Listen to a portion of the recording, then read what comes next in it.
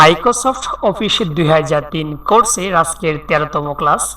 আর আজকের 13তম ক্লাসটি যারা দেখতেছেন তাদেরকে আমার হৃদয়ের প্রাণ ঢালা শুভেচ্ছা ও অভিনন্দন। আজকের ক্লাসে যা আলোচনা থাকবে তা আমরা এক নজরে দেখে নেই। আজকের ক্লাসে আমাদের আলোচনা থাকবে কলামস, থিম এবং ব্যাকগ্রাউন্ড। তো আমাদের আজকের ক্লাসের কলামস এটা আমরা পূর্বে ক্লাসে আলোচনা করেছিলাম, তবে আজকের ক্লাসের মাধ্যমে আমরা কলামসের যাবতীয় বিষয়বস্তু আলোচনা করার চেষ্টা করব এবং থিম সংক্রান্ত যত প্রবলেম থাকবে সব কয়েকটাই আপনারা সমাধান করতে পারবেন যদি আজকের ভিডিওটি প্রথম থেকে লাস্ট পর্যন্ত দেখেন। এই জন্য আমাদের প্রথমে যেটি করতে হবে, আমাদের স্টার্ট বাটনে ক্লিক করে আমাদের একটি মাইক্রোসফট ওয়ার্ড 2003টি ওপেন করে নিতে হবে।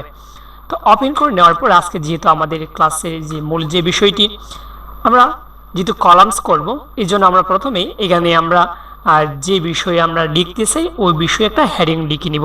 যেন আমরা মেডি সম্পর্কে লিখতে চাই একটি প্যারাগ্রাফ, এই জন্য আমরা মেডি একটি হেডিং লিখে নিব এবং আপনাদের নিজেদের ইচ্ছা মতো মেডিটা লেখাটি বড় করতে পারবেন, ছোটো করতে পারবেন, নিজেদের ইচ্ছা খালা করতে পারেন। বিভিন্ন যা কাজ থাকবে আপনাদের হাতে সকল কাজ করে নেবেন। এখন আমাদের পরবর্তী বিষয় হলো এই যে মেডে যে হেডিংটা লেখা, তারপরে আমাদের কিন্তু দুটি কলাম বা তিনটি কলাম করতে হবে। এই জন্য আপনাদের যেটি করতে হবে, এই জন্য আমরা প্রথমে ফরম্যাট মেনুতে চলে যাবেন, তারপর সেখান থেকে এখানে কলামস লেখা, আপনি কলামসে ক্লিক করবেন। এখানে কিন্তু কলামস 1 2 3 লেখা রয়েছে। আপনি যদি আরও বাড়াতে চান তাহলে এখানে কিন্তু নাম্বার লেখা, সেখানে আপনি যত খুশি নাম্বার বাড়িয়ে নেবেন, কোনো প্রবলেমই হবে না। তো আমার তিনটি কলাম দরকার, 3 লিখে নিলাম। এখন যদি আপনি ওকে দিয়ে দেন তাহলে ঘটনা যেটি ঘটবে সেটি হলো এই যে মেড লেখা সেটা কোনো একটা কলামের ভিতরে চলে যাবে, কিন্তু আপনার কাজ তো এমন নাও হতে পারে। আপনার কাজ শুধুমাত্র মেড এটি একটি লাইনে লেখা থাকবে হেডিং হিসাবে, আর মেডের পরে 3টি কলাম হবে। এই জন্য আপনি যেটি করতে হবে এই FP2 থেকে এখানে কিন্তু আপনার দিস পয়েন্টে ক্লিক করে নিতে হবে। তারপর যদি আপনি ওকে দিয়ে দেন তাহলে কোনো প্রবলেম হবে না। তাহলে দেখেন কেন প্রবলেম হবে না। তারপরে এখানে আপনি কিছু লিখতে থাকবেন। আমি আমাদের যে আগে থেকে কিছু কাজ করা রয়েছিল আমরা ওইখান থেকে মেডের প্যারাগ্রাফটি আমরা কপি করে নিয়ে আসলাম, নিয়ে এসে আমরা এখানে বসিয়ে দিই। তো আপনি একটু বুঝে যাবেন সহজে। দেখেন এখানে কিন্তু দুটি কলাম কিন্তু অলরেডি হয়ে গেল। আপনি যদি আরও এখানে কপি বোল্ড করে দিচ্ছেন আরও করে দেখেন, কোনো প্রবলেমই নেই। দেখেন এখানে কিন্তু 3টি কলাম হয়ে গেল, আর মেডে কিন্তু কোনো কলামে যায়নি, সেটি কিন্তু একটি হেডিং হিসেবে রয়ে আছে। এভাবে কিন্তু আপনি কলামসে কাজ করতে পারেন। তো এখন আমাদের পরবর্তী যে বিষয়টি থিমস।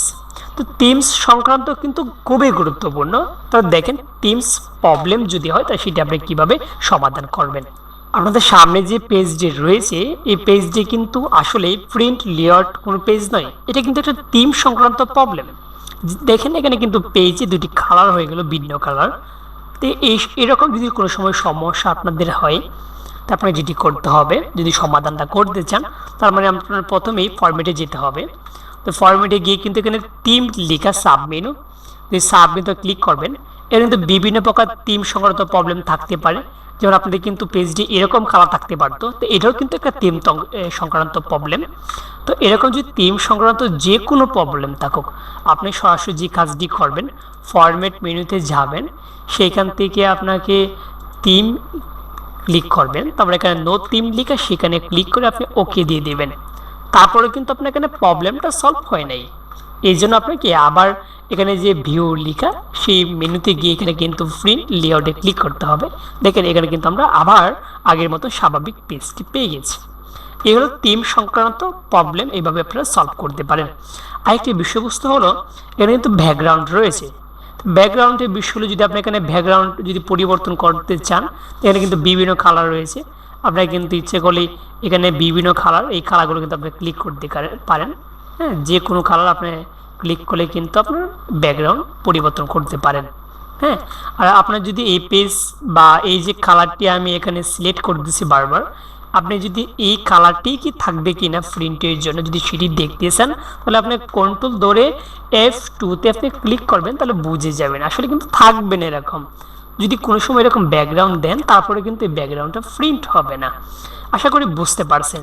তো এরকম যদি থিম সংক্রান্ত প্রবলেম থাকে আপনারা এইভাবে সলভ করার চেষ্টা করবেন, অথবা ব্যাকগ্রাউন্ড কালার পরিবর্তন করতে পারেন, অথবা কলামসের আমি যেভাবে দেখালাম আপনি যদি একইভাবে ফলো করেন আশা করি আপনাদের কোনো প্রবলেম থাকবে না।